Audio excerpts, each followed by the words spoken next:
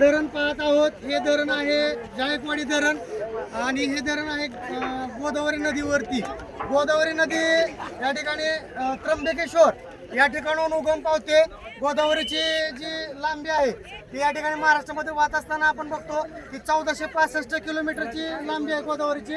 आणि गोदावरीला या ठिकाणी भारतातली 2 क्रमांकाची नदी म्हणतात. म्हणजे गंगा नदी पाठोपाठ गोदावरी नदीचा या ठिकाणी क्रमांक लागतो. ही सगळ्यात मोठी लांबीची नदी म्हणून तिला ओळखलं जातं. आणि त्या नदीवरती हे धरण आहे. हे धरण आहे ते मातीमध्ये बांधलेलं धरण आहे. आशिया खंडातलं सर्वात मोठं मातीचं धरण म्हणून या धरणाची ओळख आहे.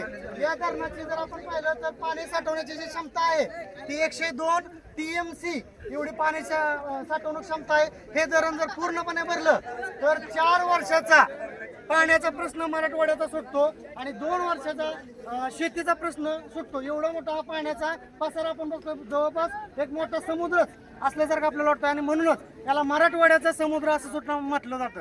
कारण मराठवाडा हा तसा पर्जन्याच्या दृष्टिकोनातनं कमी असलेला प्रदेश आपण बघतो. परंतु ह्या धरणामुळं या ठिकाणी मराठवाड्याला एक वरदानच लाभलेलं आहे असं आपण म्हणतो. तसं पाहिलं तर या धरणाची जी लांबी आहे ती 60 किलोमीटर आहे आणि रुंदी आहे ती 10 किलोमीटर आहे. एवढा असा विस्तीर्ण पसारा आपण यामध्ये बघतोय. आणि म्हणून या धरणाची ओळख काय आहे तर आशिया खंडामधलं सर्वात मोठं मातीचं धरण हे आपण सर्वांनी लक्षात ठेवायचं आहे.